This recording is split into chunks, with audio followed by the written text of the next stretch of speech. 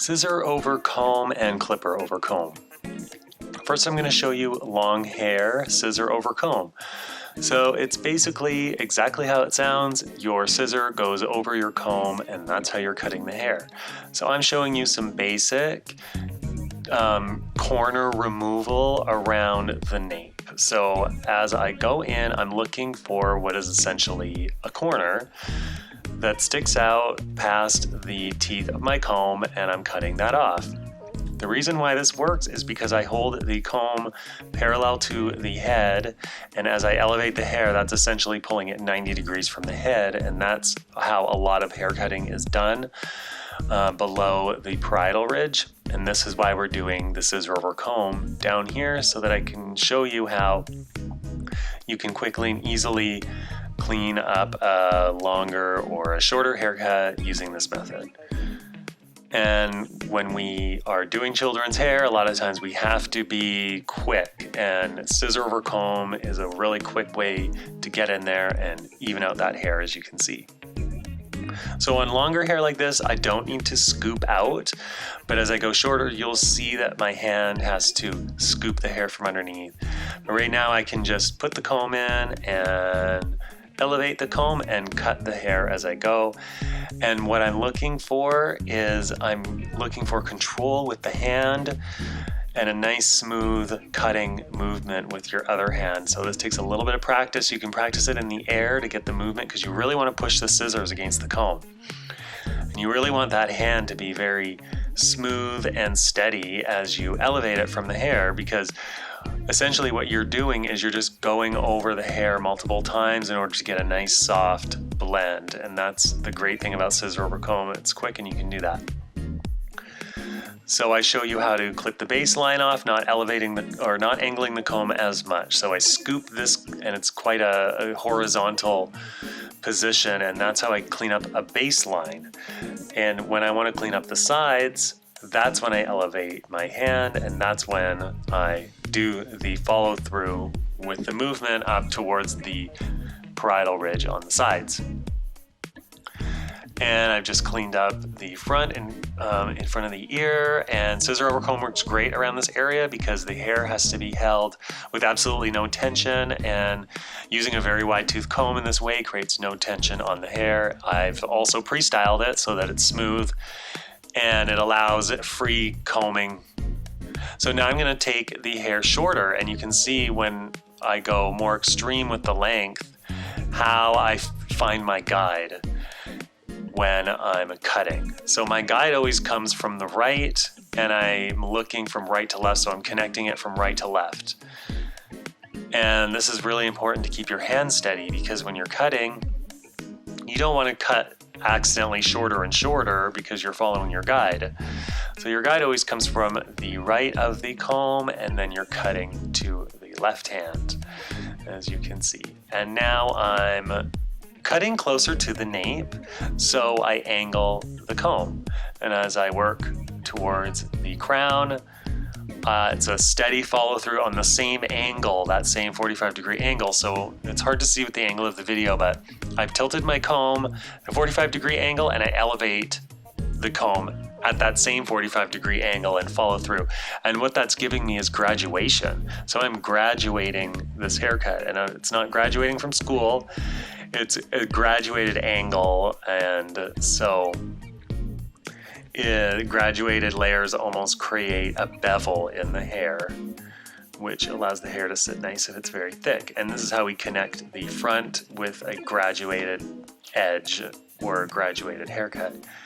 You hold the comb at that same 45-degree angle, elevate out, and here you have it. So switching to a smaller comb, I'm going to show you, and how much that works as well when you have a smaller comb. This is a clipper comb, so I highly recommend using clipper combs only for doing scissor over comb. If you do not have access to a clipper comb, I will show you how to use a smaller cutting comb for Clipper-Over-Comb, but you can use any type of comb for this. It is very, very easy. When you use a smaller comb, you have to be more steady with your hand. That's the only note on smaller combs. That's why I like using these clipper combs, because there's more surface area covered over the hair. So I can cut more hair and I can see my guideline easier. And it's just made for this specific task. So going in shorter, now I've pressed the comb right up against the scalp, and this is how you do short haircuts. The length of the hair is going to be the width of this comb, so it's about equivalent to a 2 guard from a standard clipper. And when you're applying tension to the head with the comb, apply a lot of tension so that you get a smooth finish with your Scissor-Over-Comb. If you are seeing horizontal lines when you're doing Scissor-Over-Comb on short hair like this, it means that you're not blending the hair enough. So all you have to do is just go over it a few more times and be faster with your scissors when you go over with the cutting. The cutting is a static movement. You're cutting, and the hair gets fed into the comb, and the other hand is what controls the hair as you're cutting. It's essentially like using a clipper, but it's a scissor. So if you're seeing horizontal steps in the hair, you're not using it like a clipper. You're not opening and closing your fingers enough on the scissors. So you just have to get that movement a little sharper, and then you won't see those horizontal lines as much. You can go slower through the hair. So in the front here, you can see I've held my comb static, and it's pointing, it's following the hairline, so it's at a slight angle towards the face so that I can get around the ear here. And you can see that my scissors are moving faster than my comb. So the comb and the hand holding the comb is actually controlling what hair comes off. My scissor hands are just cutting. They're cutting, and it's my left hand that controls what hair is actually getting cut, and that comb feeding it through the comb that way. So Scissor-Over-Comb, I highly suggest practicing. It's working. It's something I use all the time, especially on children. The only note is the sharp scissors around the ears, as you can see. So always put the comb on the head first and then get in there with your hands, and it'll always be a shield. So you can see I go around the ears with the smaller comb, and you can even use a very thin cutting comb to get behind the ear as well. If you're having trouble Scissor-Over-Combing directly behind the ear, just have your little one hold their ear down, and that works really easily. So I've built that weight up around the parietal ridge, and I'm just showing you how that looks. And I've noticed that maybe there's a little bit of unevenness, so I'm just going to double check it. Moving on through the other side, I'm going to show you that, again, that angling the graduation, but on shorter hair. So it's very, very short in the back, very long in the front. I haven't seen this haircut for a very long time, but you know. So moving on, another way to do Scissor-Over-Comb is by point cutting. So I do this point cutting technique for all sorts of blending and texturizing because it's fast and it's easy, and I can just go in with my comb and do it. So you're basically cutting straight in the hair and elevating it the same way as the Scissor-Over-Comb, but I'm just using my scissors straight in. I do some notching in the video, and so notching just allows you to remove more length, so you can also do the technique called notching, but this is just blending any lines or any horizontal lines that I mentioned earlier in your haircut. You can Scissor-Over-Comb point cut them to get rid of them. Moving on to the clippers, I like to start off with cleaning up the baseline. So this is really fun and satisfying to look at because the comb is the straight line, and I have just placed that comb right against the head, and I am cutting the hair straight in. So you can see I try and go left to right, and that works as well. If their hair is really thick, the clippers will get jammed if you go left to right. So you really want to go straight in to the hair as I did in the beginning, but you can see there I need to go straight in because it works a lot better. Don't worry about the clippers cutting the neck. They're very, very gentle, as you can see. And always use that comb there as your guide for the haircut. It is the wide tooth comb. It's my wide tooth cutting comb. It has very wide teeth, so it creates no tension on the hair. Now we're going to do graduated clipper-over-comb now. So I'm not going to go right into full short haircuts with the clippers. I'm going to do some graduation so you can see how to do a longer clipper-over-comb look for longer hair. So this works for bobs or cleaning up any little hairs in the back of the head. And it's a left to right motion. I'm just letting you know that you don't stab the clippers into the comb. It's a very gentle motion because the clippers jam easily.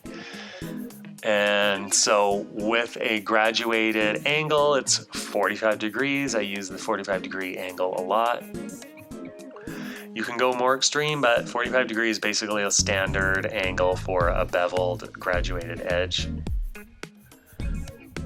And it's that same scooping motion. I'm creating no tension on the hair, and as I move away from the nape, I elevate the hair out slightly and just follow along with my hand. I'm just taking very small amounts of hair off here. We don't want to go too crazy because it is a quicker sort of technique. You can easily go over and over and over the hair and just take more and more off. It's not a problem, and that's what I recommend, is going in little bit by little bit until you get that shape that you like, as I'm showing you here. So if you have clippers and a wide tooth comb, you can do this on a bob. And even if you have a cutting comb, as I'm picturing you here, you just have to be careful because the blades stick out past the teeth of the comb. So hold the clipper at a slight angle so that the blades don't stick out too high above the comb, and always make sure that your comb is scooped and angled away from the hair that you don't want to cut or the hair that you want to leave long. So make sure you angle that comb. And it's pretty easy with a comb like this, although it does create more tension on the hair, so just be wary of that when you're working at the nape, because the hair at the nape will jump a lot with too much tension applied to it. And moving on, we're just gonna go little length by length, and you can see I like to do shorter length, I like to shorten the hair little bit by little bit, and then that way I get something that I'm really happy with and looks good. So always keep your hand steady as I'm showing you, and it's nice and easy to connect the front end like that, always just with a steady hand. And the reason why I elevate the hair to a 45-degree angle is because it falls at that graduated kind of beveled edge at 45 degrees. And it creates a lot of nice volume in the hair and just a nice look. So if you were doing this when you're doing this on real human hair, you'll be able to see the lines in your cut easier. So if you're creating horizontal cut marks, you'll have to go in and clean those up and make sure you do a lot of combing of the hair with the wide tooth comb. You're always picking up that hair and you're checking it. You're always scooping the hair up and you're checking how it's laying, and then you're using your eyes a lot for these scissor-over-comb techniques. You're really looking for horizontal lines, any corners, anything that doesn't blend properly. And so you have to always make sure you go in with that steady hand. That's why I'll practice. When I first started learning, I practiced doing it really short against the head. So men's cuts, short haircuts. Practice your scissor-over-comb with that. Once you get better, you can expand into doing longer haircuts like graduation bevels. This is why I'm showing you these, just so you can take notes.